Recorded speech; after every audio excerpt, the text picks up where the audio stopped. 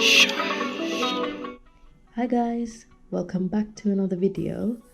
I hope you're all staying safe and healthy. Would you like to come along with us for a little walk and drive around London? Come on then, let's go.